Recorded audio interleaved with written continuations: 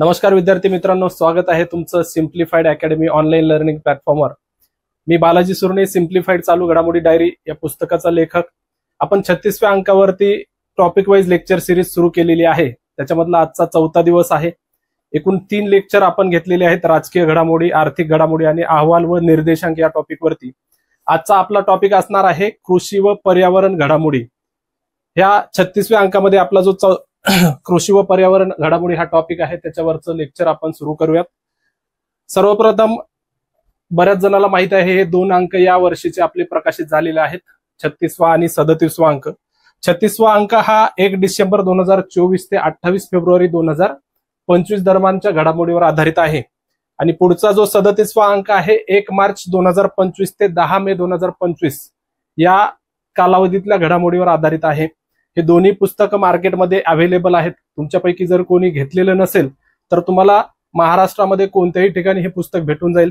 तसेच ऑनलाईन सुद्धा आपलं पुस्तक अवेलेबल आहे, अमेझॉन, फ्लिपकार्ट सारख्या प्लॅटफॉर्मवर सुद्धा अवेलेबल आहे। आणि आपली जी सिम्प्लिफाईडची वेबसाईट आहे simplifiedcart.com या वेबसाईटवर सुद्धा तुम्हाला सवलतीच्या दरात हे 2 पुस्तकं भेटून जातील। तर सुरुवात करूयात आपला कृषी आणि पर्यावरण घडामोडीतील पहिली न्यूज आहे आपली India state of forest report 2023। तर हा जो टॉपिक आहे तुम्हाला पूर्व परीक्षेबरोबरच मुख्य परीक्षेला किंवा तुम्ही पर्यावरण या टॉपिकच्या अनुषंगाने आणि भूगोल या टॉपिकच्या अनुषंगाने म्हणजे या विषयाच्या अनुषंगाने सुद्धा महत्वाचा टॉपिक आहे। दर 2 वर्षांनी हा अहवाल जाहीर केला जातो। तर या अहवालातील परीक्षाभिमुख काही मुद्दे असतील ते आपण बघूयात। तर पर्यावरण वने हवामान बदल मंत्री भूपेंद्र यादव यांनी 21 डिसेंबर 2024 रोजी वन संशोधन संस्था जी आहे, भारताची वन संशोधन संस्था उत्तराखंड मधील डेहराडून येथे आहे, त्या ठिकाणी भारतीय वन स्थिती अहवाल 2023 किंवा India state of forest report 2023 जाहीर केलेला आहे।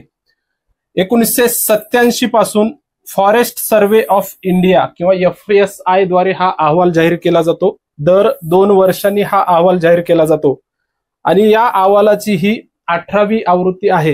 हे फॅक्च्युअल मुद्दे आहेत, मल्टीलाइनर सेंटेन्स मध्ये क्वेश्चन मध्ये याचा उल्लेख येऊ शकतो। त्याच्यानंतर अहवालातील काही ठळक मुद्दे जर बघायचे झाले तर देशातील एकूण वन आणि वृक्षाच्छादन 8,27,357 चौरस किलोमीटर एवढं आहे। म्हणजे फक्त वन क्षेत्राचा इथं विचार होत नाहीये, तर एकूण वन क्षेत्र प्लस वृक्षाच्छादन काय आहे, म्हणजे आपण या दोन्ही ज्या संकल्पना आहेत त्या वेगवेगळ्या पुढे बघणारच आहोत। आता फक्त लक्षात ठेवा, एकूण वन आणि वृक्षाच्छादन 8,27,357 स्क्वेअर किलोमीटर आहे आणि त्याचं एकूण भारताच्या क्षेत्रफळाची जर प्रमाण बघितलं तर 25.17% आहे।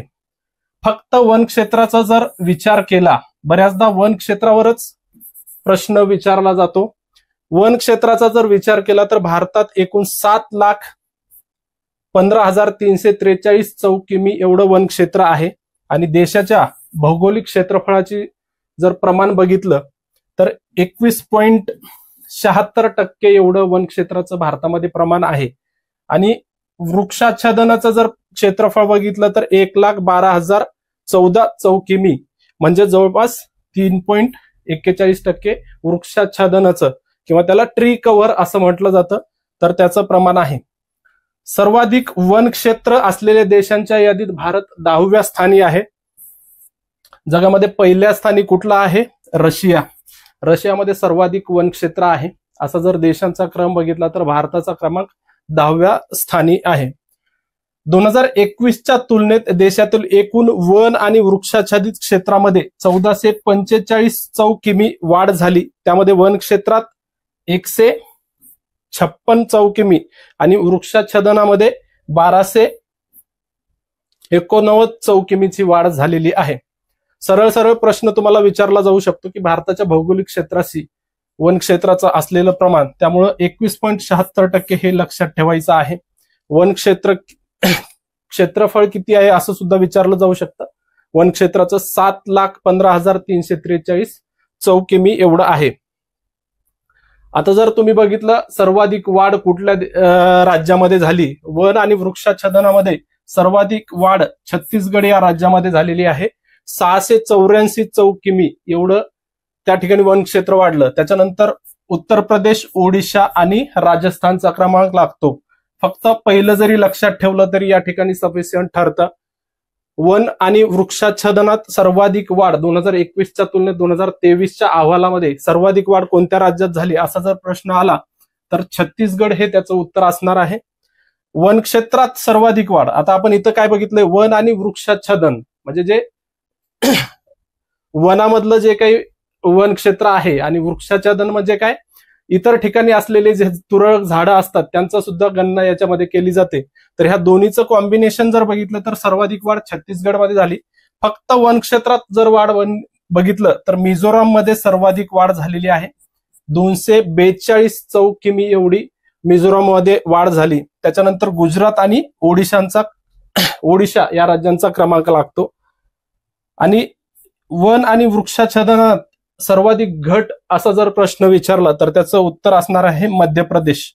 मध्य प्रदेशमध्ये 612.41 चौक किमी वन क्षेत्र आणि वृक्षाच्छादन याच्या मध्ये घट झालेली आहे. त्याच्यानंतर कर्नाटक, नागालँड, बिहार आणि त्रिपुरामध्ये क्रमाने घट झालेली आहे. पहिलं जरी लक्षात ठेवलं सर्वाधिक घट कुठं झाली तर मध्य प्रदेशमध्ये झालेली आहे. सर्वाधिक वन आणि वृक्षाच्छादित क्षेत्र कोणत्या राज्यात आहे असं सुद्धा विचारलं जाऊ शकतं. तर मध्य प्रदेश या राज्यामध्ये सर्वाधिक वन आणि वृक्षाच्छादित प्रदेश आहे. त्याच्यानंतर अरुणाचल प्रदेश आणि महाराष्ट्र हे तिसऱ्या क्रमांकावर आहे. वन प्लस वृक्षाच्छादन याचा जर विचार केला तर, आता फक्त वन क्षेत्राचा जर विचार केला, सर्वाधिक वन क्षेत्र असलेलं राज्य कुठलं, बऱ्याचदा ह्याच्यावरतीच प्रश्न विचारला जातो, वन क्षेत्रावरतीच प्रश्न विचारला जातो. त्यामुळं मध्य प्रदेश हे कायम लक्षात ठेवायचं आहे. मध्य प्रदेशमध्ये भारतामध्ये सर्वाधिक वनक्षेत्र असलेलं राज्य आहे. जवळपास 77,073 चौक किमी वनक्षेत्र हे मध्य प्रदेशमध्ये आहे. त्याच्यानंतर अरुणाचल प्रदेश आणि छत्तीसगडचा क्रमांक लागतो. क्रम विचारण्याची खूप कमी शक्यता आहे. फक्त लक्षात ठेवायचंय की सर्वाधिक वनक्षेत्र कोणत्या राज्यात आहे. सर्वाधिक वनांचं प्रमाण जर बघितलं म्हणजे भौगोलिक क्षेत्रफळाशी वनक्षेत्राचं प्रमाण जर बघितलं तर लक्षद्वीप या केंद्रशासित प्रदेशामध्ये जवळपास 91.33% वनांचं प्रमाण आहे. जर राज्यांचा विचार केला तर मिझोराम हे राज्य आहे. सर्वाधिक वनक्षेत्राचं प्रमाण असलेलं राज्य जर विचारलं तर मिझोराम येतं. राज्य किंवा केंद्रशासित प्रदेश असा जर प्रश्न आला तर लक्षद्वीप येतं. मिझोराममध्ये 85.34% वनांचं प्रमाण आहे. त्याच्यानंतर अंदमान आणि निकोबार बेटांचा समावेश होतो. सर्वाधिक वन क्षेत्र मध्य प्रदेश लक्षात ठेवा. सर्वाधिक वनांचं प्रमाण लक्षद्वीप आणि राज्यांचा विचार केला तर मिझोराम असं त्याचं उत्तर असणार आहे. आता जे वन क्षेत्र आहे आणि वृक्षाच्छादन आहे याच्यामध्ये नक्की काय फरक आहे ते जर बघितला, वन क्षेत्राला इंग्लिशमध्ये फॉरेस्ट कव्हर असं म्हटलं जातं. 10% पेक्षा जास्त झाडाची छत घनता असलेली किंवा किमान 1 हेक्टर कव्हर असलेली जमीन त्याला वनक्षेत्र मानलं जातं. म्हणजे 10% पेक्षा जर झाडाची छत घनता असेल किंवा 1 हेक्टर पेक्षा जास्त क्षेत्रावरती जर झाडं असतील तर त्याला वनक्षेत्र असं म्हटलं जातं. आणि 1 हेक्टर पेक्षा कमी जागा व्यापलेली आणि राखीव वन क्षेत्राबाहेरील जी झाडं आहेत, म्हणजे राखीव क्षेत्राबाहेर जी झाडं आहेत यामध्ये बांबूचे आच्छादन देखील समाविष्ट होतं, त्याला वृक्षाच्छादन म्हणतात. हा फरक लक्षात घ्यायचा आहे. पुढचा आहे खारफुटी वने, त्याला आपण मँग्रोव्ह फॉरेस्ट असं सुद्धा म्हणतो इंग्लिशमध्ये किंवा कांदळ वने असं सुद्धा म्हटलं जातं. तर एकूण खारफुटी आच्छादन जर विचार केला देशभरातील तर 4,991.68 चौक किमी एवढं खारफुटीचं आच्छादन आहे, खारफुटीचं क्षेत्र आहे. त्याचं एकूण भौगोलिक क्षेत्राशी देशाच्या जर प्रमाण बघितलं तर 0.15% एवढं देशाशी प्रमाण आहे. सर्वाधिक जर खारफुटीचं प्रमाण बघितलं तर पश्चिम बंगाल या राज्यामध्ये आहे. त्याच्यानंतर गुजरातचा क्रमांक लागतो. पश्चिम बंगाल लक्षात ठेवा, सर्वाधिक खारफुटी वन क्षेत्र असलेलं राज्य कुठलं अशा पद्धतीचा प्रश्न विचारला जाऊ शकतो. तर त्यामध्ये पश्चिम बंगाल हे त्याचं उत्तर असणार आहे. आणि सर्वाधिक प्रमाण जर बघितलं त्याचं सुद्धा उत्तर आपल्याला इथं पश्चिम बंगालच असं मिळतं. जवळपास 42.45% खारपुटी वनक्षेत्र हे पश्चिम बंगालमध्ये आहे. त्याच्यानंतर गुजरातचा क्रमांक लागतो. आता महाराष्ट्रातील खारपुटीचा क्षेत्र जर बघितलं तर 315.09 किमी एवढं खारपुटीचं वन क्षेत्र आहे. महाराष्ट्रातील खारपुटीचं प्रमाण 6.31% आहे. देशाचा जर विचार केला तर महाराष्ट्रातील खारपुटीचं प्रमाण हे 6.31% एवढं आहे. आता काही या अहवालातील महाराष्ट्राशी संबंधित मुद्दे सुद्धा बघूयात. महाराष्ट्राचा भूगोल या टॉपिक अंतर्गत किंवा पर्यावरण जो तुम्हाला मुख्य परीक्षेला आलेला आहे त्याच्या अंतर्गत सुद्धा प्रश्न यावरती फ्रेम होऊ शकतात. राज्याचे एकूण क्षेत्रफळ जर बघितलं, या अहवालामध्ये दिलेली ही आकडेवारी आहे, त्याच्यामुळं लक्षात ठेवा 3,07,713 चौकिमी हे तुम्हाला माहितीच आहे. अक्षवृत्तीय विस्तार आणि रेखावृत्तीय विस्तार हे तुम्ही पुस्तकामध्ये वाचलेलंच आहे. हे नवीन आहे. डोंगरी जिल्ह्यांची संख्या महाराष्ट्रामध्ये एकूण 7 आहे. 7 असे डोंगरी जिल्हे आहेत. आदिवासी जिल्ह्यांची संख्या 12 आहे. महाराष्ट्रामध्ये एकूण 12 आदिवासी जिल्हे आहेत. तुम्हाला संख्या विचारली जाऊ शकते, डोंगरी जिल्ह्यांची संख्या किती आहे महाराष्ट्रामध्ये किंवा आदिवासी जिल्ह्यांची संख्या किती आहे हे लक्षात ठेवा. महाराष्ट्रातील राखीव वन क्षेत्र जर बघितलं तर 50,865 चौकिमी असं त्याचं क्षेत्रफळ आहे. संरक्षित वन क्षेत्र बघितलं तर 6,433 चौकिमी. अवर्गीकृत वन क्षेत्र बघितलं तर 4,654 चौकिमी आहे. आणि एकूण नोंदणीकृत वन क्षेत्र ह्याच्यावरती प्रश्न येण्याचे जास्त चान्सेस असतात. तर एकूण नोंदणीकृत वन क्षेत्र हे 61,952 चौकिमी आहे. आणि राज्याच्या एकूण क्षेत्रफळाशी जर प्रमाण बघितलं तर 20.13% क्षेत्र वन क्षेत्र महाराष्ट्रामध्ये आहे. जिल्ह्यानिहाय जर आकडेवारी जर आपण या अहवालातील बघितली तर सर्वाधिक वन क्षेत्र असलेला जिल्हा गडचिरोली आहे. बऱ्याचदा याच्यावरती आयोगाने किंवा इतर सरळ सेवा परीक्षांमध्ये प्रश्न विचारलेला आहे. सर्वाधिक वन क्षेत्र हे गडचिरोलीमध्ये आहे. त्याच्यानंतर रत्नागिरी, चंद्रपूर, अमरावती आणि रायगड जिल्ह्यांचा क्रम आहे. पहिल्यांदा हे जरी लक्षात ठेवलं सर्वाधिक कोणत्या जिल्ह्यामध्ये आहे ते तरी सफिशियंट आहे. त्याच्यानंतर सर्वात कमी वन क्षेत्राचा जर विचार केला तर सर्वात कमी वन क्षेत्र हे मुंबई शहर 4.42 चौकिमी एवढं सर्वात कमी वन क्षेत्र असलेला जिल्हा जर विचारला तर मुंबई शहर लक्षात ठेवा. त्याच्यानंतर लातूर, जालना, परभणी आणि सोलापूर या जिल्ह्यांचा क्रम लागतो. सर्वाधिक वनांचं प्रमाण, भौगोलिक क्षेत्राशी वन क्षेत्राचं असलेलं प्रमाण याचा जर विचार केला तर गडचिरोलीमध्ये सर्वाधिक वनांचं प्रमाण आहे. सर्वाधिक क्षेत्र सुद्धा गडचिरोलीमध्येच आहे आणि सर्वाधिक वनांचं प्रमाण सुद्धा गडचिरोलीमध्येच आहे. हे लक्षात ठेवा. जवळपास 69.49% एवढं क्षेत्र वनांचं प्रमाण गडचिरोलीमध्ये आहे. त्याच्यानंतर सिंधुदुर्ग, रत्नागिरी, रायगड आणि गोंदिया असा जिल्ह्यांचा क्रम आहे. एकदा जिल्ह्यांचा क्रम सुद्धा वन क्षेत्राच्या प्रमाणानुसार विचारलेला आहे. त्याच्यानंतर सर्वात कमी वनांचं प्रमाण या ठिकाणी लातूर अव्वल स्थानी आहे. लातूर पहिल्या स्थानी आहे. केवळ 0.22% एवढं वनांचं प्रमाण लातूर जिल्ह्यामध्ये आहे. त्याच्यानंतर सोलापूर, जालना, परभणी आणि धाराशिव असा क्रम आहे. या ठिकाणी लक्षात घ्या सर्वात कमी वन क्षेत्र मुंबई शहर या जिल्ह्यात आहे. सर्वात कमी वनांचं प्रमाण लातूर या जिल्ह्यात आहे. इथं सर्वाधिक वन क्षेत्र गडचिरोलीमध्येच आहे आणि सर्वाधिक वनांचे प्रमाण सुद्धा गडचिरोलीमध्ये आहे. या ठिकाणी मात्र थोडासा फरक पाहायला मिळतो. पुढची आपली न्यूज आहे संयुक्त राष्ट्र जैवविविधता परिषद. जे 1992 आपली जागतिक जैवविविधता करार जो झाला त्या कराराचे जे पक्षकार आहेत किंवा त्याला कॉन्फरन्स ऑफ पार्टीज म्हटलं जातं, जे पक्षकार आहेत त्या करारावरती जे स्वाक्षरी केलेले देश आहेत त्यांची परिषद आहे जैवविविधता कराराची 16वी परिषद किंवा त्याला COP16 असं सुद्धा म्हटलं जातं. तर ती कुठं पार पडली? FAO मुख्यालय रोम, इटली या ठिकाणी.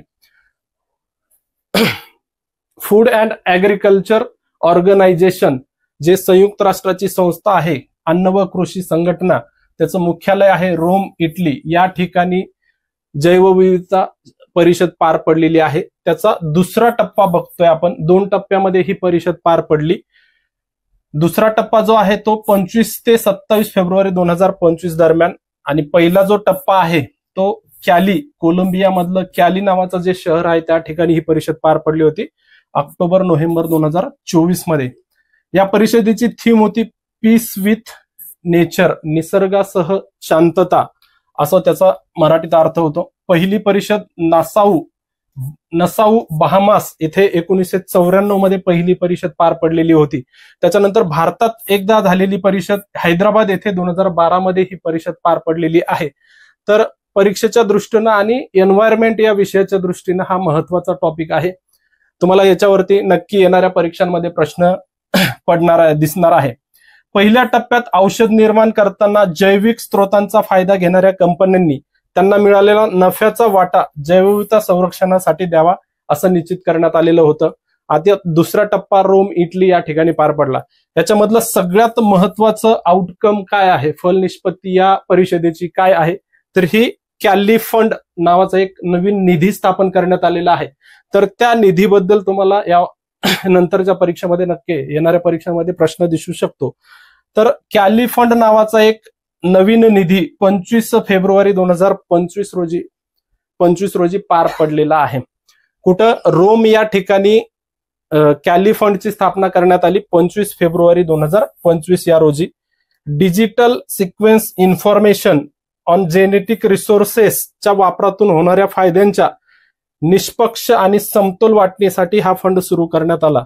जे काही वनस्पती असतील, प्राणी असतील, सूक्ष्मजीव असतील, त्यांचं जे काही आनुवंशिक माहिती डेटा गोळा केला जातो त्याची वाटणी न्याय्य पद्धतीनं आणि समतोल पद्धतीनं व्हावी यासाठी कॅली फंडाची स्थापना करण्यात आली. हा फंड कोणत्या कराराअंतर्गत स्थापन करण्यात आला हे सुद्धा विचारलं जाऊ शकतं. जो आपला जैवविविधता करार आहे त्याच्या अंतर्गत हा निधी स्थापन करण्यात आलेला आहे. कॅली फंड जैवविविधता कृतीसाठी निधीचे नवीन प्रवाह एकत्रित करेल आणि महिला आणि तरुणांसह आदिवासी लोक आणि स्थानिक समुदायांच्या गरजांसाठी 50% संसाधने वाटप करेल, असं या ह्याच्यामध्ये फंडचा उद्देश आहे, या निधीचा उद्देश आहे. आता जैवविविधता करार तुम्ही एन्व्हायरमेंटमध्ये हे वाचलेला असेल, परत एकदा आपण रिपीट करूया, कारण या न्यूजच्या अनुषंगाने ह्याच्यावर सुद्धा प्रश्न विचारला जाऊ शकतो. कन्व्हेन्शन ऑन बायोलॉजिकल डायव्हर्सिटी किंवा CBD करार असं म्हणून ओळखलं जातं.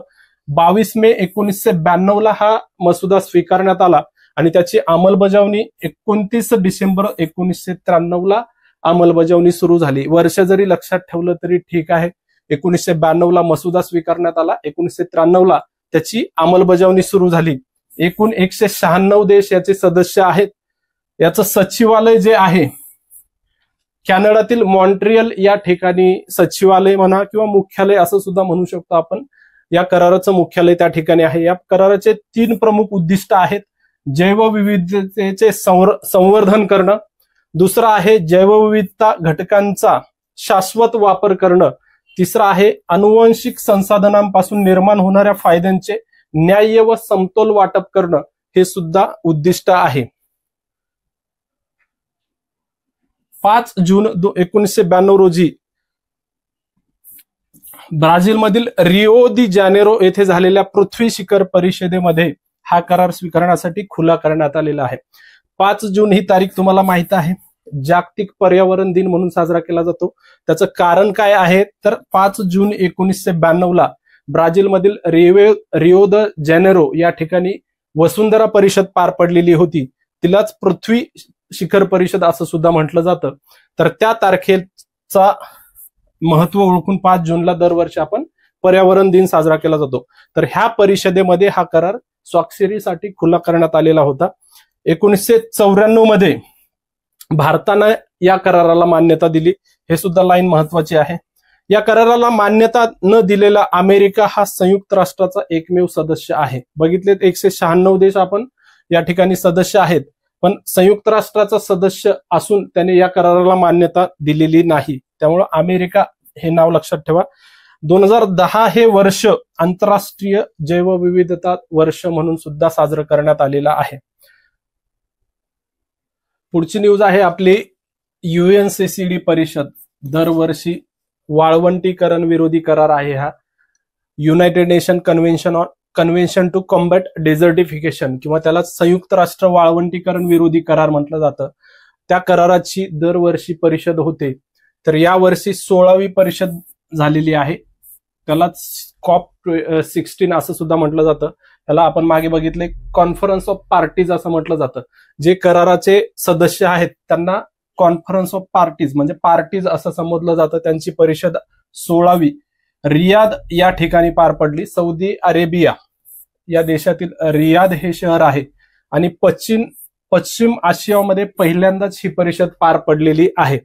याचा कालावधी जर बघितला तर 2 ते 13 डिसेंबर 2024 दरम्यान ही परिषद पार पडली. याची थीम होती आपली जमीन आणि आपले भविष्य किंवा आवर लँड आवर फ्युचर असं त्याचं थीम होती. आजपर्यंतची ही सर्वात मोठी संयुक्त राष्ट्र जमीन परिषद किंवा मृदा परिषद सुद्धा म्हणतात त्याला, सर्वात मोठी परिषद होती. लक्षात ठेवा, सरळ सरळ प्रश्न विचारला जाईल. एका वाक्यात जर प्रश्न आला तर कोणत्या ठिकाणी पार पडली? संयुक्त राष्ट्र वाळवंटीकरण विरोधी कराराची 16वी परिषद कोणत्या ठिकाणी पार पडली असा प्रश्न तुम्हाला विचारला जाईल. तर त्याचं उत्तर आहे रियाद, सौदी अरेबियामध्ये. थीम वगैरे विचारली जाऊ शकते. आपली जमीन आपले भविष्य ही थीम आहे.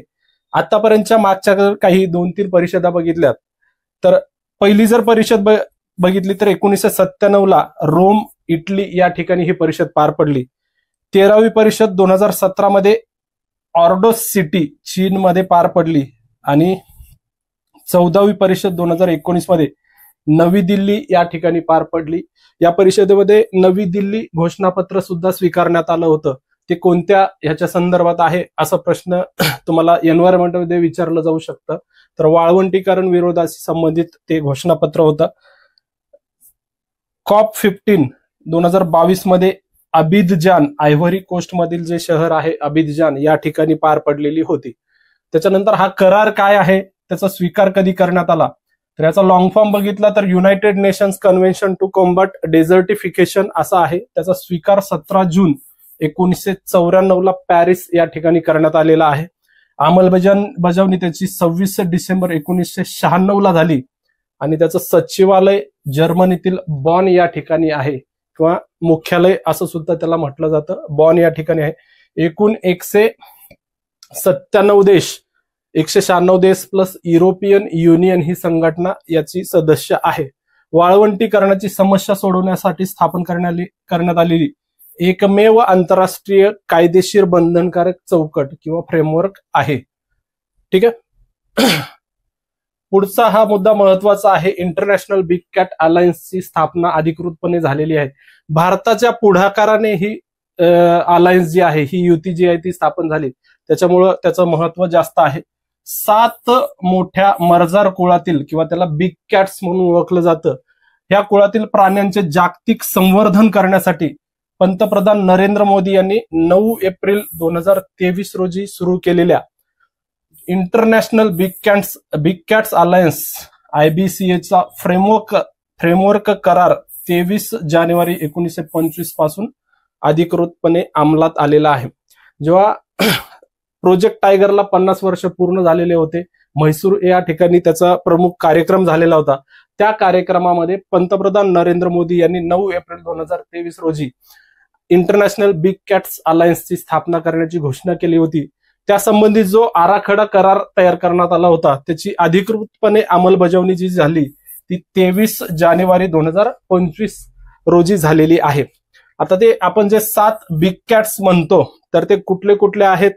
वाघ, सिंह, बिबट्या, हिमबिबट्या, चित्ता, जगवार आणि प्युमा हे 7 प्रमुख जे मर्जार कुळातील प्राणी आहेत त्यांचं संवर्धन करण्यासाठी हे अलायन्स स्थापन करण्यात आली. याच्यापैकी वाघ, सिंह, बिबट्या, हिमबिबट्या, चित्ता हे 5 प्राणी भारतामध्ये आढळतात.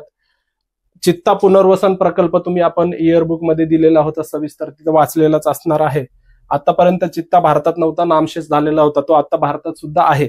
त्याच्यामुळं जगवार आणि प्युमा सोडता बाकी सगळे प्राणी हे भारतामध्ये आढळतात. म्हैसूर येथे भारतातील प्रोजेक्ट टायगरच्या 50व्या वर्षाच्या स्मरणात आयोजित कार्यक्रमात या आघाडीची स्थापना करण्यात आलेली आहे.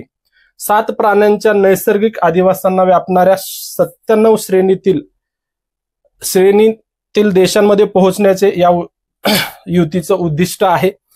याचं मुख्यालय जे आहे ते नवी दिल्ली या ठिकाणी असणार आहे. भारतातच मुख्यालय असलेली ही जवळपास दुसरी संघटना आहे. याच्यापूर्वी आपण बघितलं आंतरराष्ट्रीय सौर आघाडीचं सुद्धा मुख्यालय भारतामध्ये आहे, जी भारत आणि फ्रान्सच्या पुढाकाराने स्थापन करण्यात आली होती. ही सुद्धा भारताच्या पुढाकाराने स्थापन करण्यात आली. स्थापना लक्षात ठेवा, 9 एप्रिल 2023 त्याचं घोषणा झाली आणि अधिकृत अंमलात कधी आली तर 23 जानेवारी 2025 ही तारीख सुद्धा महत्वाची आहे. आणि त्याच्यानंतर याचं मुख्यालय नवी दिल्ली या ठिकाणी असणार आहे.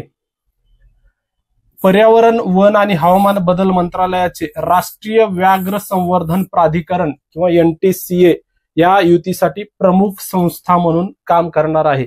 कुठली संस्था काम करणार आहे प्रमुख संस्था म्हणून असं सुद्धा विचारलं जाऊ शकतं. तर राष्ट्रीय व्याघ्र संवर्धन प्राधिकरण लक्षात ठेवायचं आहे.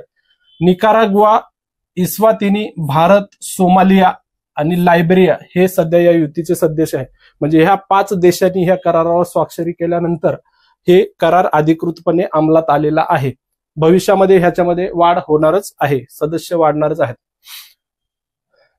पुढची सुद्धा एक महत्वाची न्यूज आहे रामसर स्थळांसंदर्भात.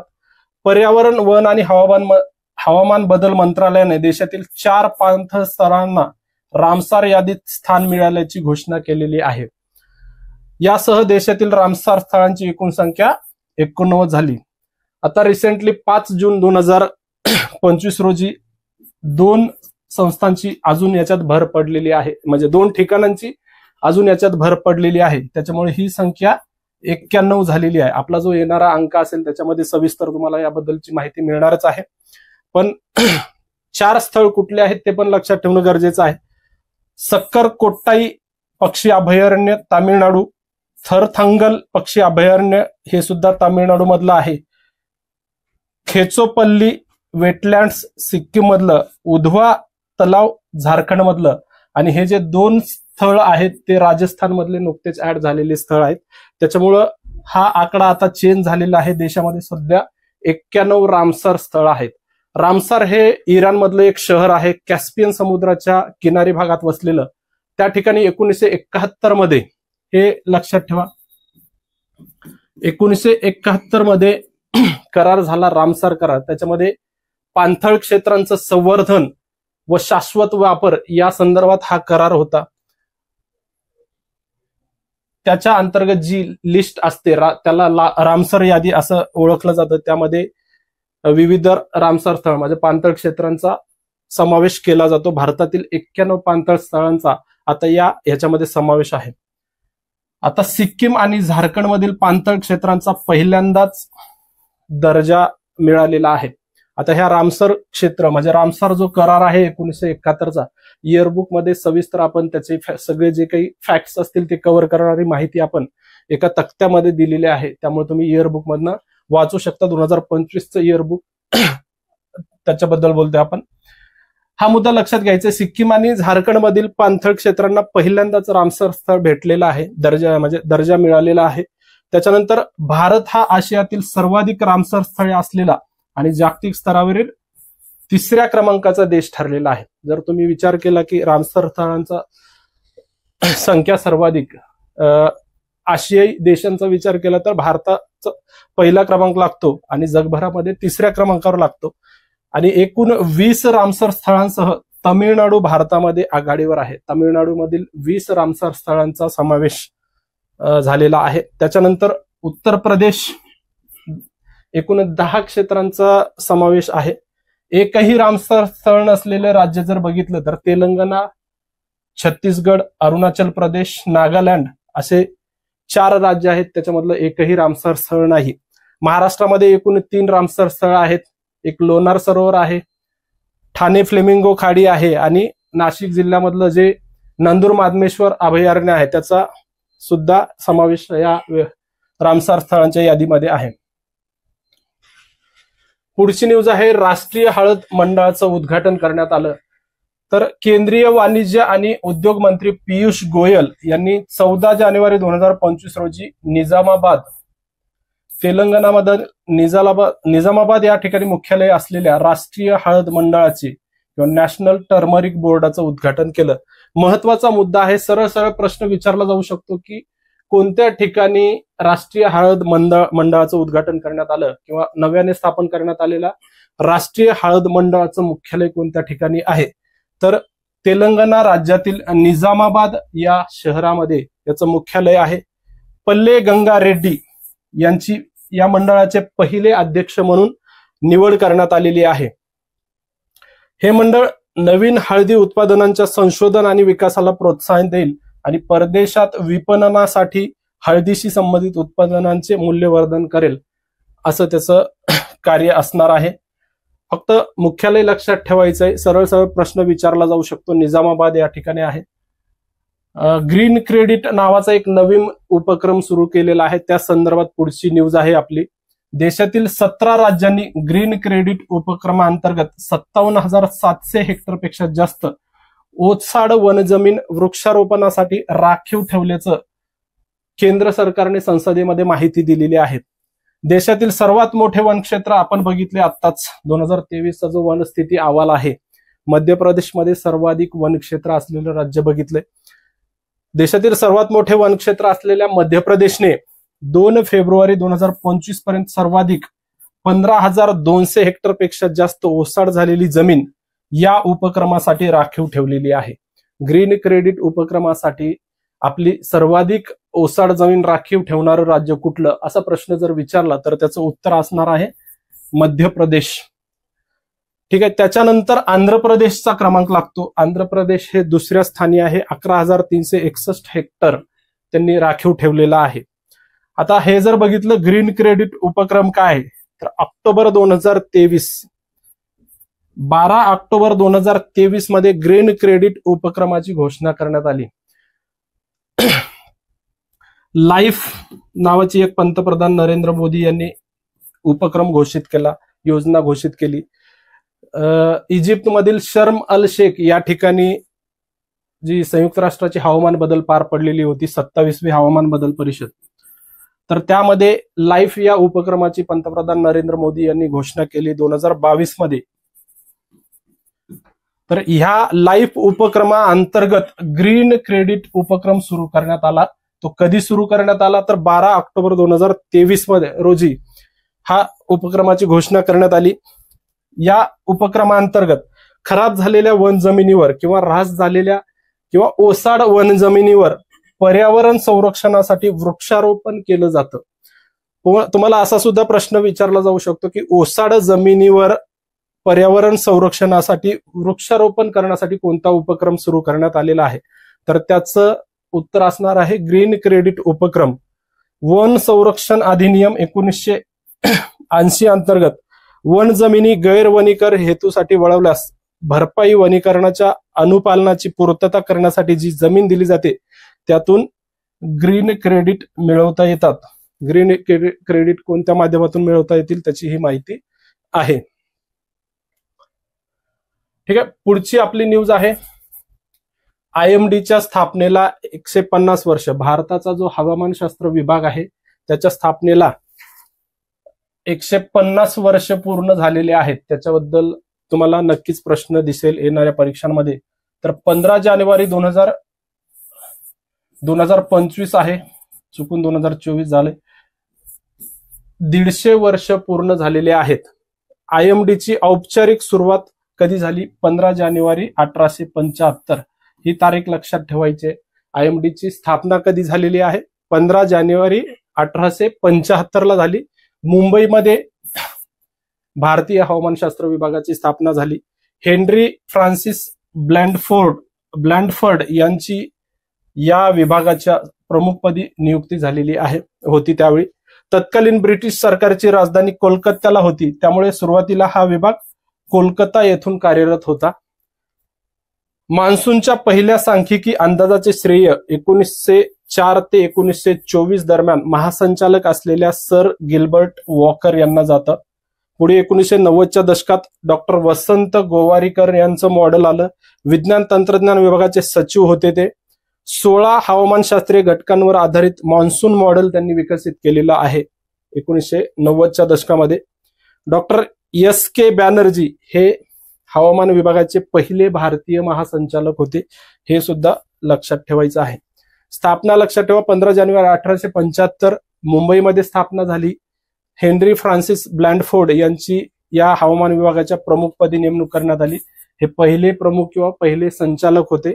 150 वर्ष पूर्ण झाल्यामुळं याच्यावरती प्रश्न विचारला जाऊ शकतो. पुढची न्यूज आहे, आसाम मधील चहा उत्पादनाला 200 वर्ष पूर्ण झालेली आहेत. आसाम मधील चहा उत्पादनाला 200 वर्ष पूर्ण झाल्यानिमित्त आसामची राजधानी गुवाहाटी या ठिकाणी झुमोईर बिनंदिनी या विशेष कार्यक्रमाचं आयोजन करण्यात आलं होतं. झुमोईर बिनंदिनी या कार्यक्रमाचं आयोजन कोणत्या ठिकाणी करण्यात आलं होतं असं प्रश्न विचारला जाऊ शकतो. त्यामुळे गुवाहाटी हे नाव लक्षात ठेवायचं आहे. पंतप्रधान नरेंद्र मोदी यांच्या उपस्थितीत आसाममधील 8000 झुमोईर कलाकारांचा कार्यक्रम पार पडला. 1823 मध्ये रॉबर्ट ब्रूस यांना ब्रह्मपुत्र खोऱ्यामध्ये जंगली वाढणारी वन्य चहाची रोपे सापडली.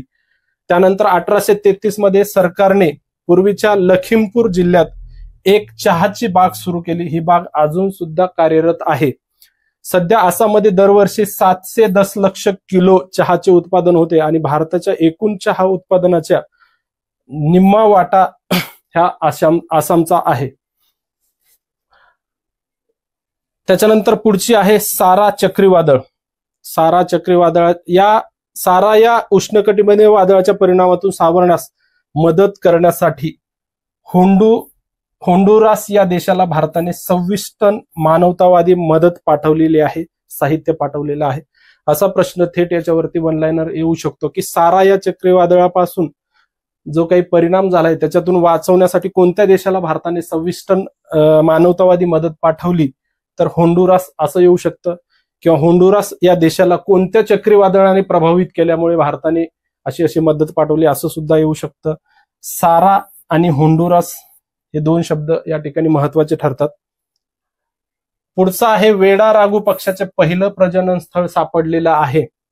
तमिळनाडूतील कन्याकुमारी येथील मानकुडी मँग्रोव्ह जवळील अंदिविलाईच्या मिठागारामध्ये द्वीपकल्पीय भारतातील ब्लू चिक्ड बी इटर पक्षाचं पहिलं प्रजनन स्थळ सापडलेलं आहे. सरळ सरळ कोणत्या राज्यात सापडलं असं सुद्धा विचारलं जाऊ शकतं. मराठीमध्ये निळ्या गालाचा वेडा राहू असं सुद्धा त्या पक्षाला म्हटलं जातं. मोरोप्स पर्सिकस असे शास्त्रीय नाव असलेला हा मधमाशी खाणाऱ्या कुटुंबातील मोरोपिडे जवळचा पासेरीन पक्षी आहे. उप उष्णकटिबंधीय अर्ध वाळवंटात हे पक्षी प्रजनन करतात. तर पहिलं प्रजनन स्थळ कोणत्या राज्यात सापडलं या पक्षाचं विचारलं जाऊ शकतं. त्यामुळं तामिळनाडू हे लक्षात ठेवायचं आहे. माउंट डुकोनो ज्वालामुखी इंडोनेशियातील उत्तर मालुकू प्रांतामध्ये असलेल्या माउंट डुकोनो ज्वालामुखीचा 20 फेब्रुवारी 2025 रोजी उद्रेक झालेला आहे. 1087 मीटर उंचीवरील हा ज्वालामुखी हलमाहेरा बेटावर आहे. तुम्हाला सरळ याच्यावरती प्रश्न कसा येईल की सध्या चर्चेत असलेला माउंट डुकोनो हा ज्वालामुखी कोणत्या देशाचा आहे, देशामध्ये आढळतो असं सुद्धा विचारलं जाऊ शकतं.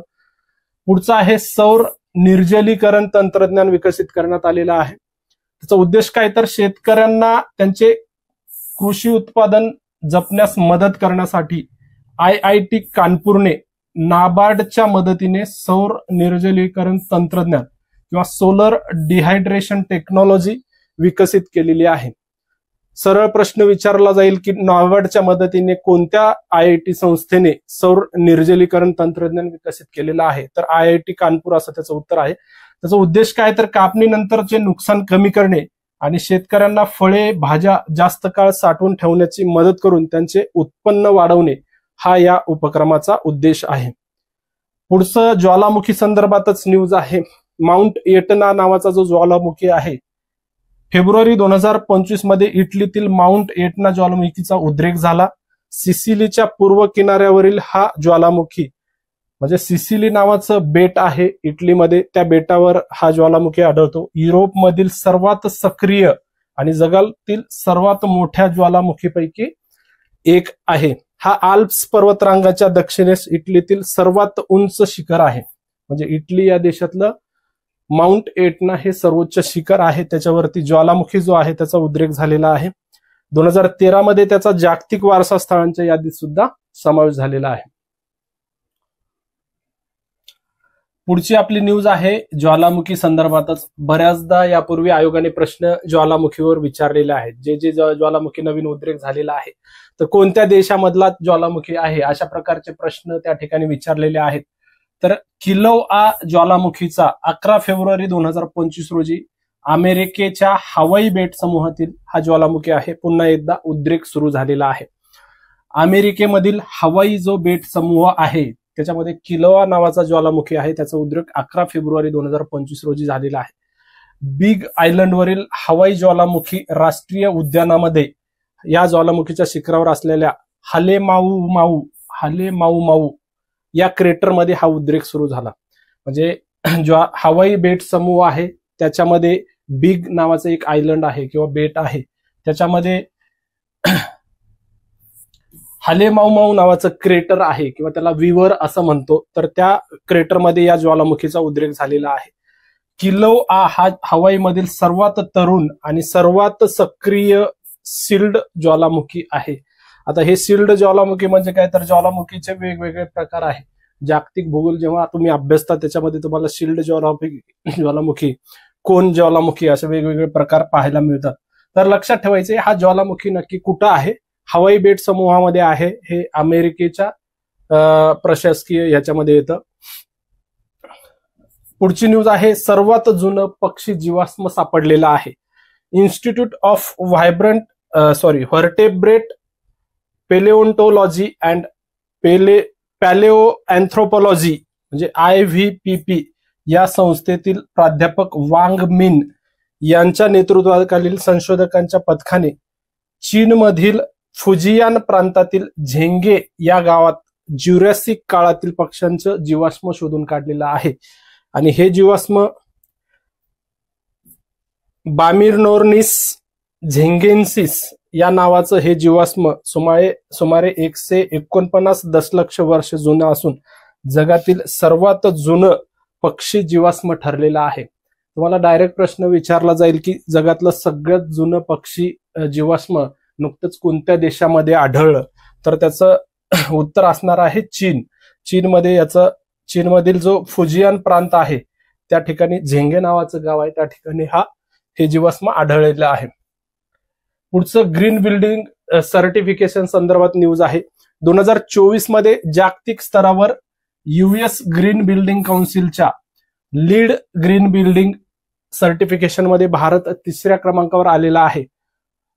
लीड ग्रीन बिल्डिंग सर्टिफिकेशन मध्ये भारत कितव्या स्थानी आहे असा प्रश्न विचारला जाऊ शकतो. 3ऱ्या क्रमांकावर आहे. चीन पहिल्या आणि कॅनडा 2ऱ्या स्थानी आहे. लीडचा जर आपण लॉंग फॉर्म बघितला तर leadership in energy and environmental design असं त्याचा लॉंग फॉर्म आहे. भारत 3ऱ्या क्रमांकावर, चीन पहिल्या आणि कॅनडा 2ऱ्या क्रमांकावर आहे. पुढची न्यूज बायोमेडिकल वेस्ट ट्रीटमेंट प्लांटचं उद्घाटन करण्यात आलेलं आहे.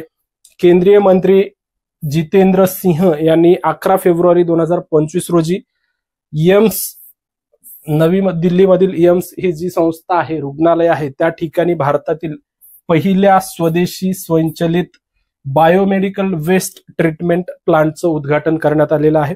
राष्ट्रीय आंतरविद्याशाखीय विज्ञान आणि तंत्रज्ञान संस्थेद्वारे किंवा CSIR ची ही संस्था आहे NIIST या संस्थेद्वारे विकसित हा प्रकल्प सृजनम असं त्या प्रकल्पाला नाव देण्यात आलेलं आहे. सृजनम नावाचा बायोमेडिकल वेस्ट ट्रीटमेंट प्लांट कोणत्या ठिकाणी त्याचं उद्घाटन झालं विचारलं जाऊ शकतं, तर नवी दिल्ली या ठिकाणी एम्स या संस्थेमध्ये उद्घाटन करण्यात आलेलं आहे. गांजा लागवडीसाठी प्रायोगिक प्रकल्प हिमाचल प्रदेश सरकारने हा प्रकल्प सुरू केलेला आहे. 24 जानेवारी 2025 रोजी गांजा किंवा कॅनाबिस लागवडीसाठी एक प्रायोगिक प्रकल्प मंजूर केलाय हिमाचल प्रदेशने. गांजाच्या कृषी, औषधी आणि औद्योगिक क्षमतेचा शोध घेणे हा त्या उपक्रमाचा उद्देश आहे. यापूर्वी उत्तराखंड आणि उत्तर प्रदेश या राज्यांनी नियंत्रित गांजाची लागवडीसाठी परवानगी दिलेली आहे. 1985 मध्ये नार्कोटिक ड्रग्ज अँड सायकोट्रॉपिक सबस्टन्स कायदा लागू करण्यात आला आणि त्यामध्ये गांजाच्या लागवडीवर पूर्णपणे बंदी आहे.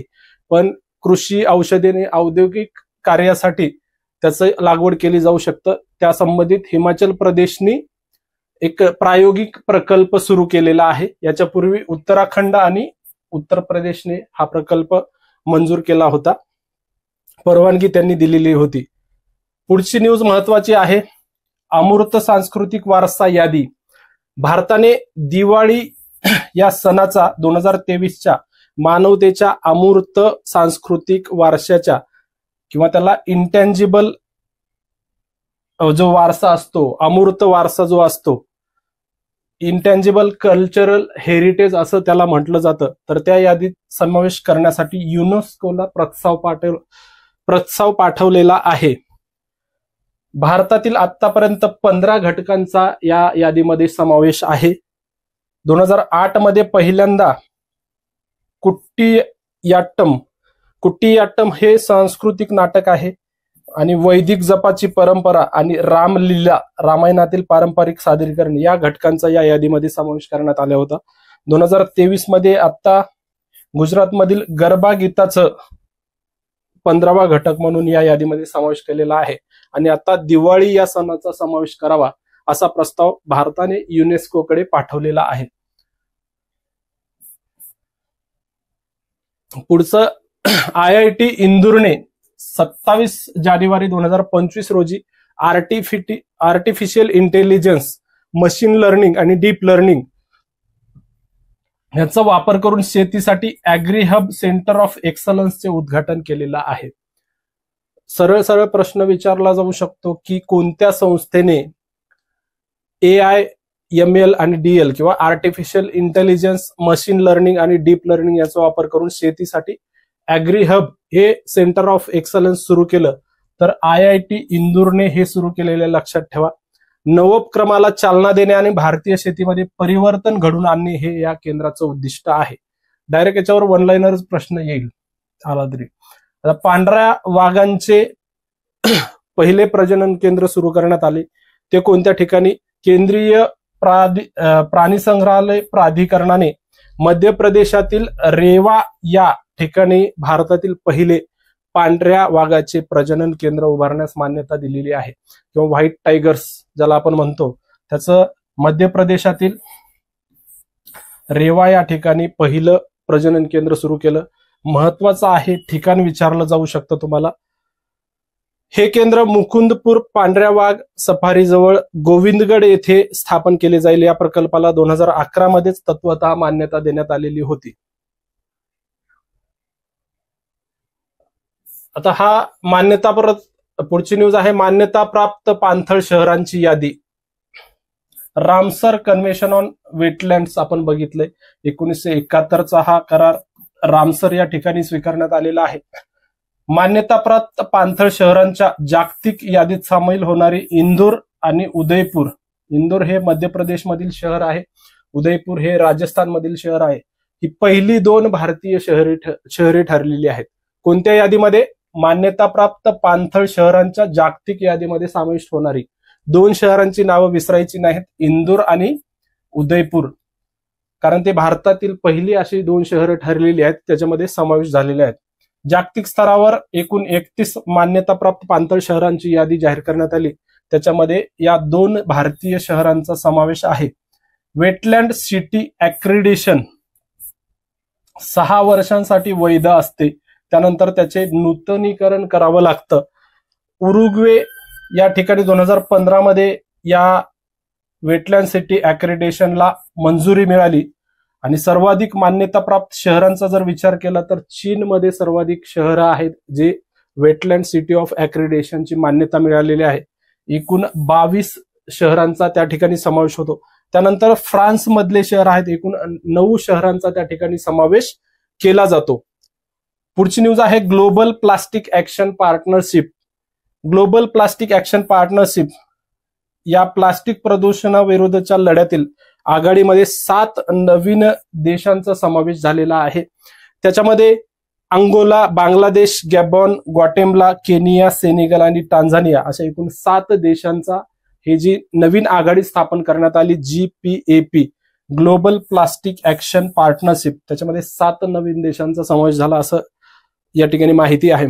त्याच्यानंतर GPAP ची सदस्य संख्या जर बघितली तर ती 25 वर पोहोचलेली आहे. एकूण सदस्य संख्या 25 झालेली आहे. मे 2022 मध्ये महाराष्ट्र राज्य सुद्धा याच्यामध्ये सदस्य म्हणून सामील झालेलं आहे, हे लक्षात ठेवा. त्याच्यानंतर वर्ल्ड इकॉनॉमिक फोरमचा हा प्रोग्राम आहे. वर्ल्ड इकॉनॉमिक फोरमचा हे उपक्रम आहे.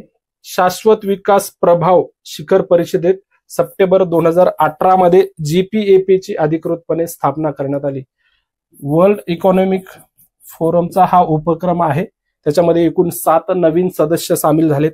2022 मध्ये महाराष्ट्र सुद्धा सदस्य होता आणि 2018 मध्ये सप्टेंबर 2018 मध्ये या आघाडीची स्थापना झालेली आहे. दुसरा हिमखंड आहे जगातील सर्वात मोठा हिमखंड A23A. A23A नावाचा हिमखंड जगातील सर्वात मोठा हिमखंड, त्यालाच आईसबर्ग असं म्हटलं जातं. दक्षिण अटलांटिका महासागरातील एक दुर्गम बेट असलेल्या दक्षिण जॉर्जियाकडे जात आहे. हा जो हिमखंड आहे अंटार्क्टिका खंडापासून वेगळा झालेला होता, तो समुद्रात वाहतोय. दक्षिण अटलांटिक महासागरामध्ये तो सध्या असून तो जॉर्जिया या बेटाकडे स्थलांतरित होतोय किंवा वाहत जातोय असं म्हटलेलं आहे. 1 ट्रिलियन टन वजनाचा हा हिमखंड जवळपास 40 वर्षे समुद्रामध्ये अडकला होता, पण तो आता परत पुढे सरकत आहे. लक्षात ठेवा, हा जगातील सर्वात मोठा हिमखंड आहे. त्याला जे नाव दिलेलं आहे A23A, हे नाव सुद्धा लक्षात ठेवा. आणि सध्या कुठं आहे? दक्षिण जॉर्जिया या बेटाजवळ तो पोहोचलेला आहे. पुढची न्यूज आहे सेंटर ऑफ बायोडिग्रेडेबल पॅकेजिंग संदर्भात. केंद्रीय रसायने आणि खते मंत्रालयाच्या अंतर्गत रसायने आणि पेट्रोकेमिकल्स विभागाच्या मदतीने IIT मद्रासने सेंटर ऑफ बायोडिग्रेडेबल पॅकेजिंगची स्थापना केली. सरळ प्रश्न विचारला जाईल तुम्हाला की सेंटर ऑफ बायोडिग्रेडेबल पॅकेजिंगची स्थापना कोणत्या संस्थेने केली? तर IIT मद्रासने केली असं म्हणता येईल. पारंपरिक प्लास्टिकला किफायतशीर पर्याय विकसित करण्याचे या केंद्राचे उद्दिष्ट आहे. पुढची न्यूज आहे आपली कॉफी उत्पादनामध्ये भारत 7व्या स्थानी आलेला आहे. वाणिज्य मंत्रालयाची ही माहिती आहे. भारत हा जगातील 7व्या क्रमांकाचा सर्वात मोठा कॉफी उत्पादक देश आहे. 2023-24 या आर्थिक वर्षाचा जर विचार केला तर भारताची कॉफी निर्यात 1.29 अब्ज डॉलर्स पर्यंत पोहोचली. भारतातील कॉफी प्रामुख्याने पर्यावरणदृष्ट्या समृद्ध पश्चिम आणि पूर्व घाटात पिकवली जाते. म्हणजे भारताचा जो पश्चिम घाट आहे, ज्याला महाराष्ट्रामध्ये आपण सह्याद्री घाट म्हणून ओळखला जातो, आणि पूर्व घाटामध्ये ह्या कॉफीचं उत्पादन घेतलं जातं. 2022-23 मध्ये कर्नाटकने सर्वाधिक कॉफीचं उत्पादन घेतलेलं आहे. 2,48,020 मेट्रिक टन उत्पादन कर्नाटकने घेतलेलं आहे. त्याच्यानंतर केरळ आणि तामिळनाडूचा क्रमांक लागतो. म्हणजे भारतामध्ये सर्वाधिक कॉफी उत्पादन कर्नाटकमध्ये होतं आणि जगामध्ये भारत 7व्या स्थानी आहे. ब्राझील हा जगातील सर्वात मोठा कॉफी उत्पादक देश आहे. 39% वाटा पूर्ण जगभरामध्ये ब्राझीलचा आहे. ठीक आहे, हे जिओग्राफीच्या दृष्टिकोनातून महत्वाचा मुद्दा या ठिकाणी आहे. पुढची आपली न्यूज आहे याला हिमनदी 2040 पर्यंत नाहीसी होणार असं म्हटलेलं आहे. नेपाळमधील याला हिमनदी 2040 पर्यंत नाहीसी होण्याची अपेक्षा आहे असं एका अहवालातून पुढे आलेलं आहे. जागतिक हिमनदी अपघात यादी मध्ये सांगितलेलं आहे. त्यालाच ग्लोबल ग्लेशियर कॅज्युअलिटी लिस्ट असं म्हटलं जातं. त्याच्यामध्ये समाविष्ट करण्यात आलेली संपूर्ण हिमालयातील ही एकमेव हिमनदी आहे. हे लक्षात घ्यायचंय. ग्लोबल ग्लेशियर कॅज्युअलिटी लिस्ट किंवा जागतिक हवामान अपघात यादी तयार करण्यात आली. त्या यादीमध्ये समाविष्ट झालेली हिमालयातील एकमेव नदी कोणती? तर याला नावाची एक हिमनदी आहे नेपाळ या देशामध्ये. तर ती 2040 पर्यंत नाहीशी होण्याची सुद्धा अंदाज वर्तवण्यात आलेला आहे. त्या ठिकाणी वेगवेगळ्या संस्था आहेत, त्यांनी एक प्रकल्प सुरू केला. राईस युनिव्हर्सिटी, आइसलँड विद्यापीठ, Iceland ग्लेशिओलॉजिकल society, world meteorological organisation म्हणजे जागतिक हवामान संघटना, वर्ल्ड ग्लेशियर मॉनिटरिंग सर्व्हिस आणि युनेस्को यांच्या सहकार्याने 2024 मध्ये GGCL प्रकल्प सुरू करण्यात आला. ग्लोबल ग्लेशियल कॅज्युअलिटी लिस्ट किंवा जागतिक हिमनदी अपघात यादी हे 2024 मध्ये सुरू करण्यात आलेला उपक्रम आहे. 1974 ते 2021 दरम्यान याला हिमनदी 680 मीटरने मागे सरकल्याचं म्हटलेलं आहे. नाव लक्षात ठेवा, याला हिमनदी नेपाळमधली आहे. या यादीमध्ये समाविष्ट होणारी ती हिमालयातली एकमेव नदी आहे, हे सुद्धा लक्षात ठेवायचं आहे. 10,000 GI टॅगचे लक्ष, जिओग्राफिकल इंडिकेशन किंवा भौगोलिक सांकेतांक जो वेगवेगळ्या उत्पादनांना दिला जातो, तर त्याचं टार्गेट ठेवण्यात आलेलं आहे 10,000 GIचं. केंद्रीय वाणिज्य आणि उद्योग मंत्री पियुष गोयल यांनी 22 जानेवारी 2025 रोजी नवी दिल्ली येथे उद्योग आणि अंतर्गत व्यापार संवर्धन विभाग किंवा DPIIT आणि इंडिया टुडे यांनी आयोजित केलेल्या GI समागम या कार्यक्रमामध्ये 2030 पर्यंत 10,000 भौगोलिक संकेत किंवा जिओग्राफिकल इंडिकेशन टॅग्स गाठण्याचे लक्ष ठेवलेलं आहे. आता याच्यामध्ये लक्षात काय ठेवायचंय की GI समागम नावाचा जो कार्यक्रम आहे तो कोणत्या ठिकाणी आयोजित करण्यात आला होता? नवी दिल्ली या ठिकाणी आयोजित करण्यात आला. कोणी आयोजित केला होता? जी गव्हर्नमेंटची DPIIT नावाची जी संस्था आहे, उद्योग आणि अंतर्गत व्यापार संवर्धन विभाग जो आहे तो, आणि इंडिया टुडे नावाचं जी न्यूज एजन्सी आहे, या दोघांनी मिळून नवी दिल्ली येथे हा कार्यक्रम ठेवण्यात आला होता. या कार्यक्रमामध्ये हे केंद्रीय मंत्री वाणिज्य आणि उद्योग मंत्री पियुष गोयल यांनी घोषणा केली 2030 पर्यंत 10,000 भौगोलिक संकेतांक टॅग्स देण्याचं. तर वर्ष लक्षात ठेवा 2030 आणि किती संख्या आहे? 10,000. ठीक आहे. पुढची आहे सिकारा देवी वन्यजीव अभयारण्य. केंद्र सरकारने सिकारा देवी वन्यजीव अभयारण्य भोवतीचे क्षेत्र शहरीकरण आणि विकासापासून संरक्षण करण्यासाठी इको सेन्सिटिव्ह झोन म्हणून घोषित केलेलं आहे. हे अभयारण्य हिमाचल प्रदेशातील मंडी या जिल्ह्यात आहे. तुम्हाला सरळ प्रश्न विचारला जाईल की केंद्र सरकारद्वारे इको सेन्सिटिव्ह झोन म्हणून डिक्लेअर करण्यात आलेलं शिकारा देवी वन्यजीव अभयारण्य कोणत्या राज्यात आहे? तर त्याचं उत्तर हिमाचल प्रदेश आहे. पुढची न्यूज बघूयात. भारतासाठी 2024 हे सर्वात उष्ण वर्ष ठरलंय. भारतीय हवामान विभागाच्या स्थापनेला 150 वर्ष पूर्ण झाल्यानिमित्ताने नवी दिल्ली येथे आयोजित कार्यक्रमात 2024चा वार्षिक हवामान अहवाल प्रसिद्ध करण्यात आला. आत्ताच आपण माहिती घेतली, IMD ला 150 वर्ष पूर्ण झाली. त्याची स्थापना कधी झाली, त्याचे पहिले महासंचालक कोण होते, भारतीय पहिले महासंचालक कोण होते. त्याच्यानंतर त्या स्थापनेला म्हणजे 150 वर्ष पूर्ण झाल्यानिमित्ताने नवी दिल्लीत एक कार्यक्रम आयोजित करण्यात आला होता. त्यामध्ये 2024चा वार्षिक हवामान अहवाल जाहीर करण्यात आला. त्यामध्ये 2024 हे वर्ष 1901 पासूनचे सर्वाधिक उष्ण वर्ष ठरलेलं आहे. 2024 मध्ये देशाच्या कमाल आणि किमान तापमानाची मध्यमा किंवा मीन टेम्परेचर दीर्घकालीन सरासरीपेक्षा 0.65 अंश सेल्सिअस अधिक नोंदवलेला आहे. देशातील आतापर्यंतची पहिली 5 उष्ण वर्ष जर बघितली तर 2024 हे आतापर्यंत सर्वात उष्ण वर्ष ठरलंय. जे आपलं मीन टेम्परेचर असतं त्याच्यापेक्षा 0.65 अंश सेल्सिअस जास्त आढळलं होतं. त्याच्यानंतर याच्यापूर्वी 2016 हे सर्वात उष्ण वर्ष ठरलेलं होतं. आता 2016ची जागा 2024 ने घेतलेली आहे. त्याच्यानंतर 2009, 2010 आणि 2017 असा त्याचा क्रम आहे. लक्षात ठेवायचे 2024 हे वर्ष सर्वाधिक उष्ण वर्ष भारतासाठी ठरलेलं आहे. आता ब्लू फ्लॅग प्रमाणपत्र संदर्भात पुढची न्यूज आहे. 2 भारतीय समुद्र किनाऱ्यांना हे प्रमाणपत्र देण्यात आलं. केरळमधील प्रसिद्ध कोझिकोड येथील कप्पड समुद्र किनारा आणि कन्नूर मधील चाल समुद्र किनाऱ्याला डेन्मार्क स्थित फाउंडेशन फॉर एन्व्हायरमेंटल एज्युकेशन या संस्थेने ब्लू फ्लॅग प्रमाणपत्र दिलेलं आहे. तिथली स्वच्छता वगैरे पाहून हे प्रमाणपत्र दिलं जातं. डेन्मार्कची संस्था आहे फाउंडेशन फॉर एन्व्हायरमेंटल एज्युकेशन. ही संस्था ब्लू फ्लॅग प्रमाणपत्र देतं. तर दोन कुठले आहेत? केरळ या राज्यामधलेच दोन्ही किनारे समुद्र किनारे आहेत. एक आहे कप्पड आणि दुसरा आहे चाल.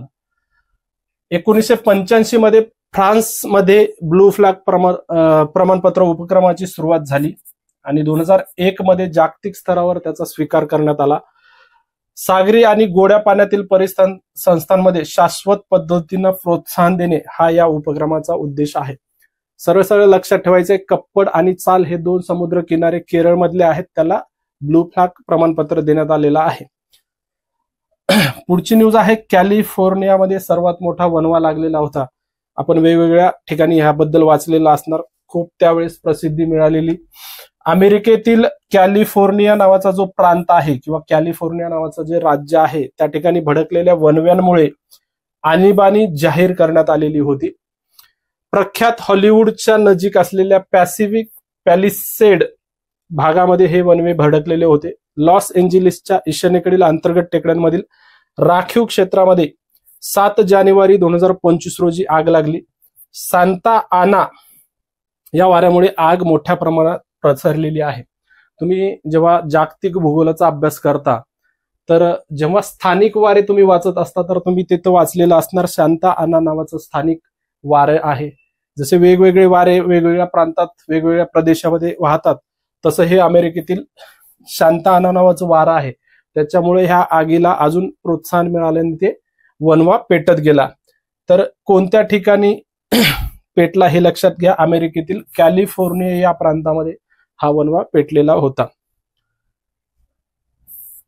देशातील पहिले हरित हायड्रोजन हब याचं पायाभरणी झालेली आहे, त्या संदर्भात ही न्यूज आहे. पंतप्रधान नरेंद्र मोदी यांनी 8 जानेवारी 2025 रोजी राष्ट्रीय हरित हायड्रोजन मिशन अंतर्गत आंध्र प्रदेशातील विशाखापट्टणम जवळील पुडीमडका येथे भारतातील पहिल्या हायड्रोजन हबची पायाभरणी केलेली आहे. अतिशय महत्वाचं आहे. याच्यावरती वन लाइनर मध्ये सरळ प्रश्न विचारला जाईल, कोणत्या राज्यामध्ये किंवा कोणत्या ठिकाणी भारतातील पहिल्या हरित हायड्रोजन हबची पायाभरणी पंतप्रधान नरेंद्र मोदी यांच्या हस्ते झालेली आहे.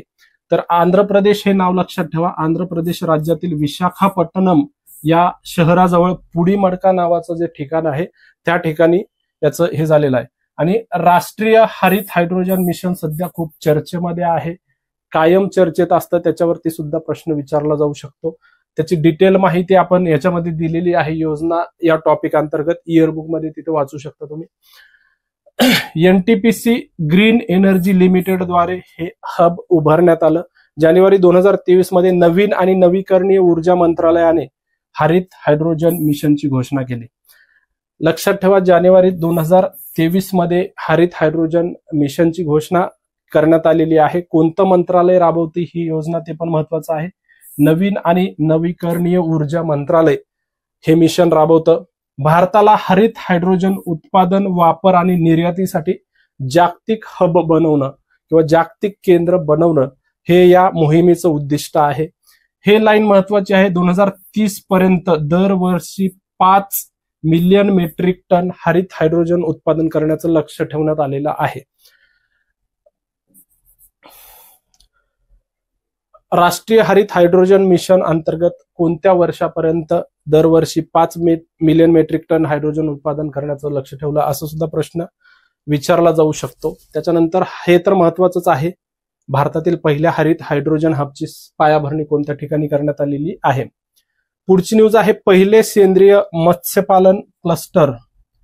केंद्रीय पशुसंवर्धन आणि मत्स्य व्यवसाय मंत्री राजीव रंजन सिंह यांनी 6 जानेवारी 2025 रोजी सिक्कीम मध्ये देशातील पहिल्या सेंद्रिय मत्स्यपालन क्लस्टरचे उद्घाटन केलेले आहे. ऑर्गॅनिक फिशरीज क्लस्टर असं त्याला इंग्लिशमध्ये संबोधलं जातं. हे सुद्धा तेवढंच महत्वाचं आहे. ज्या पहिल्या वहिल्या घडामोडी असतात त्याच्यावरती साधारणतः एक तरी प्रश्न तुम्हाला 15 पैकी 10 पैकी जे काही तुमची चालू घडामोडीचे प्रश्न असतात एकतरी प्रश्न तुम्हाला त्या ठिकाणी दिसत असतो. तर सिक्कीम या राज्यामध्ये देशातील पहिल्या सेंद्रिय मत्स्यपालन क्लस्टरचं उद्घाटन करण्यात आलं, हे लक्षात ठेवायचं आहे.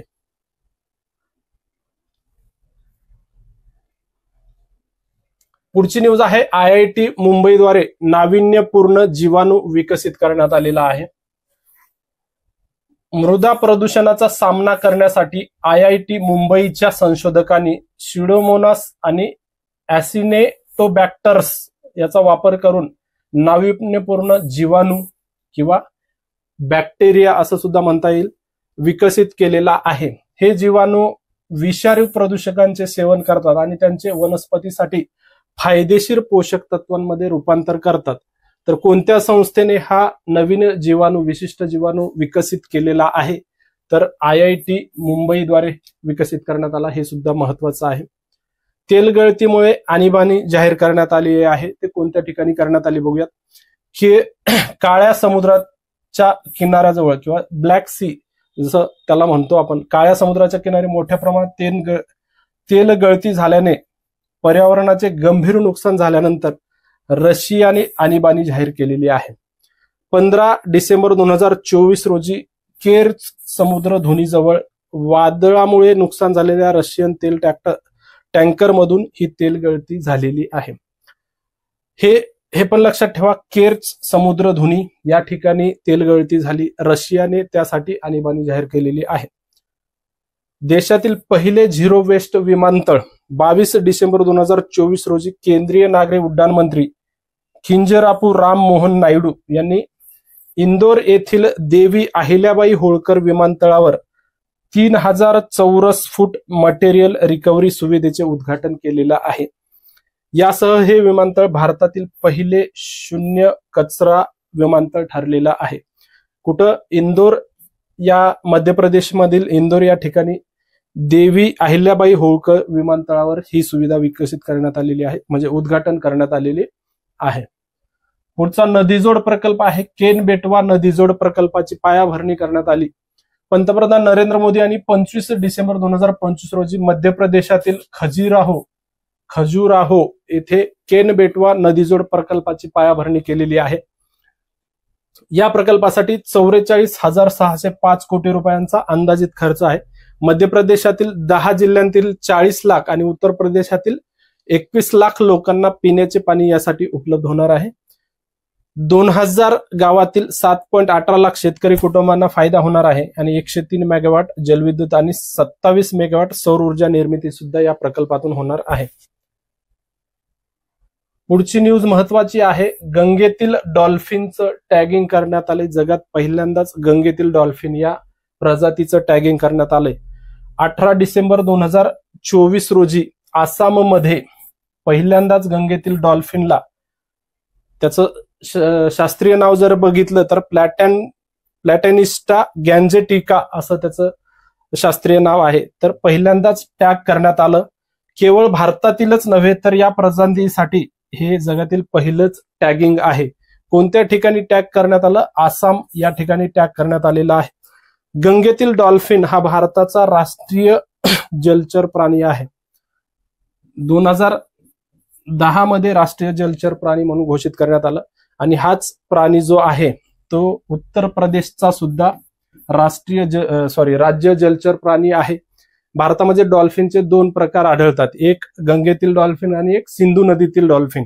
सिंधू नदीतील डॉल्फिन हा पंजाबचा राष्ट्रीय जलचर प्राणी आहे आणि गंगेतील डॉल्फिन हा देशाचा सुद्धा राष्ट्रीय जलचर प्राणी आहे आणि उत्तर प्रदेशचा राज्य जलचर प्राणी आहे. हे सुद्धा महत्वाचे मुद्दे आहेत. गंगा, ब्रह्मपुत्रा, मेघना आणि कर्णफुली या नदी प्रणालीमध्ये आढळणाऱ्या या प्रजातीचे अंदाजे 90% संख्या भारतामध्ये आढळते. हे महत्वाचं आहे. पुढची न्यूज, किसान कवच नावाचं अँटी कीटकनाशक बॉडी सूट त्या ठिकाणी हे करण्यात आले, उद्घाटन करण्यात आलं आहे. केंद्रीय विज्ञान आणि तंत्रज्ञान मंत्री डॉक्टर जितेंद्र सिंह यांनी 17 डिसेंबर 2024 रोजी किसान कवच नावाचं देशातील पहिल्या अँटी कीटकनाशक बॉडी सूटचे अनावरण केलेले आहे. त्याला नाव काय दिलं असं विचारलं जाऊ शकतं, किंवा देशातील पहिल्या अँटी कीटकनाशक बॉडी सूटचं नाव काय आहे, तर किसान कवच असं नाव आहे.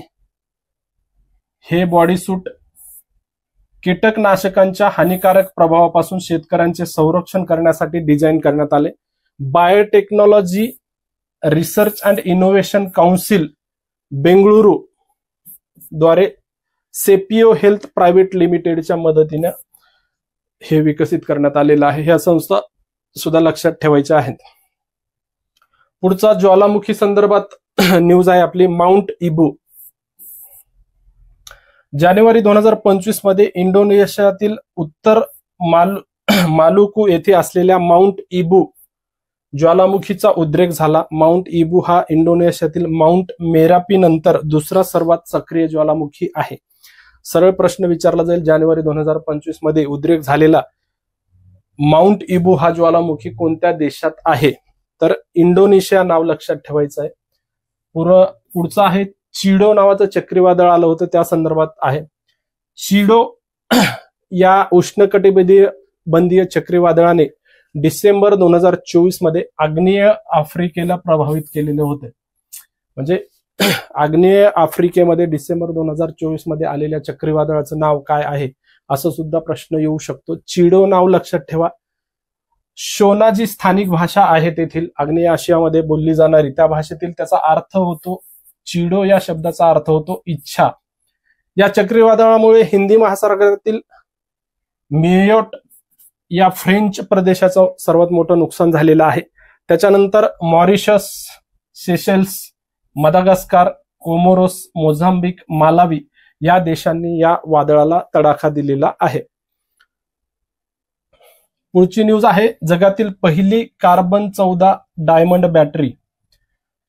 कार्बन डेटिंग प्रणाली तुम्ही विज्ञानामध्ये, सामान्य विज्ञानामध्ये वाचलेली असेल, त्या संदर्भातील ही न्यूज आहे. युनायटेड किंगडम मधील ब्रिस्टल विद्यापीठ, युके अणुऊर्जा प्राधिकरण, ब्रिस्टल विद्यापीठ आणि युके अणुऊर्जा प्राधिकरण येथील शास्त्रज्ञांनी किरणोत्सर्गी क्षय, कृत्रिम हिरे आणि प्लाझ्मा रसायनशास्त्र वापरून जगातील पहिली कार्बन 14 डायमंड बॅटरी विकसित केलेली आहे. तर कोणी विकसित केलं असं सुद्धा विचारलं जाऊ शकतं. युनायटेड किंगडम मधील ब्रिस्टल विद्यापीठ आणि युके अणुऊर्जा प्राधिकरण यांनी विकसित केलेला आहे. ही बॅटरी सौर पॅनल सारखी काम करते, परंतु हिऱ्यांच्या रचनेत वेगाने फिरणारे इलेक्ट्रॉन कॅप्चर करते. कार्बन 14 किंवा कार्बन 14 हे कार्बनचे एक किरणोत्सर्गी समस्थानिक आहे, किंवा त्याला आयसोटोप्स असं सुद्धा म्हटलं जातं. त्याचं अर्ध आयुष्य जर बघितलं तर 5700 वर्ष कार्बन 14 या आयसोटोपचं अर्ध आयुष्य आहे. पुढची न्यूज महत्वाची आहे. रत्तापानी व्याघ्र प्रकल्प अधिसूचित करण्यात आलेला आहे.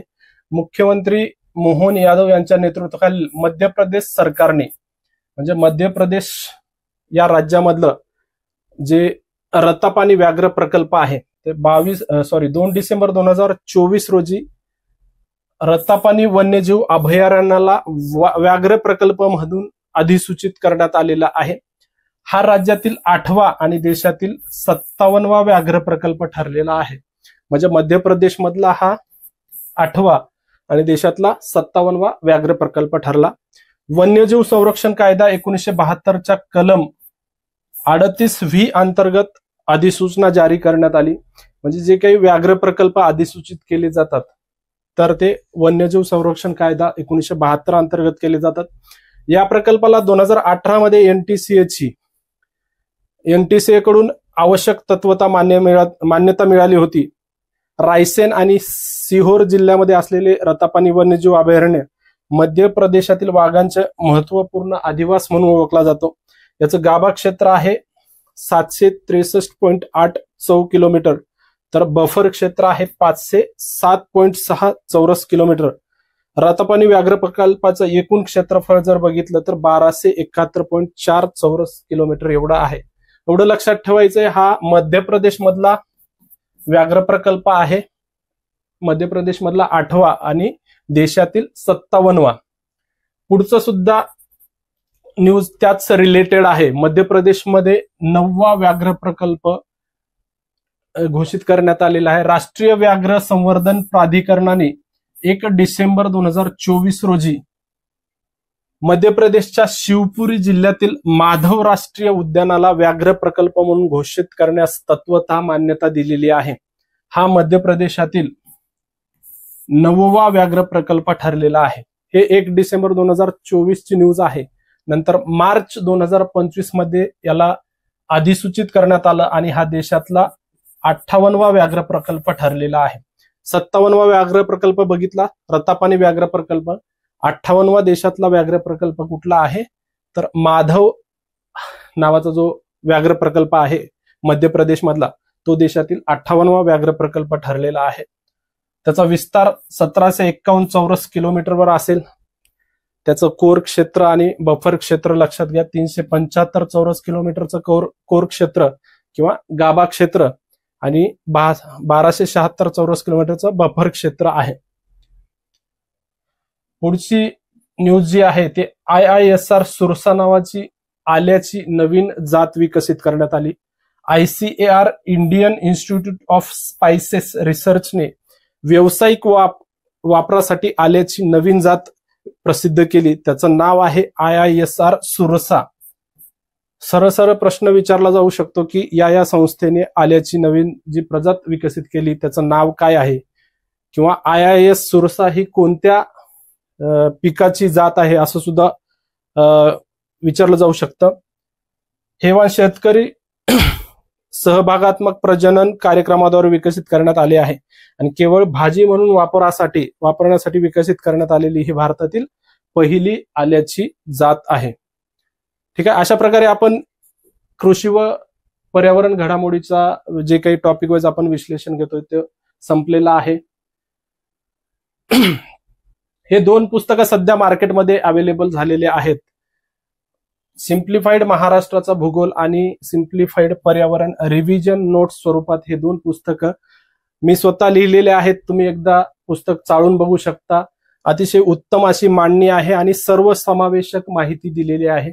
अद्ययावत आकडेवारी आहे जी आपलं गव्हर्नमेंटची आकडेवारी असते. महाराष्ट्राची आर्थिक पाहणी असेल किंवा गव्हर्नमेंटच्या वेगवेगळ्या साइट्स असतील त्याचा वापर करून हे 2 पुस्तकं हे केलेले आहेत लिहिलेले आहेत. रिव्हिजन नोट स्वरूपात आहे. पर्यावरण जे आहे तर येणाऱ्या गट क च्या मुख्य परीक्षेसाठी अत्यंत महत्वाचं आहे. शॉर्ट मध्ये तुम्हाला जर रिव्हिजन करायचं असेल तर ते पुस्तक तुम्ही वाचू शकता. पूर्व प्लस मुख्य परीक्षा किंवा इतर कोणत्या सरळ सेवा असतील त्यासाठी उपयुक्त ठरणारं महाराष्ट्राचं भूगोल नावाचं पुस्तक सुद्धा मार्केटमध्ये अवेलेबल आहे. हे दोन्ही पुस्तकं तुम्हाला ऑनलाईन सुद्धा मिळून जातील किंवा आपली simplifiedcart.com नावाची वेबसाईट आहे त्यावर सुद्धा भेटून जाईल. ठीक आहे. आतापर्यंत आपण 4 टॉपिक बघितलेले आहेत. पुढचा टॉपिक आहे विज्ञान व तंत्रज्ञान घडामोडी. ते पुढच्या लेक्चरमध्ये बघूयात. हा व्हिडिओ नक्की कसा वाटला हे कमेंट करून नक्की कळवा. भेटूया पुढच्या व्हिडिओमध्ये. थँक्यू.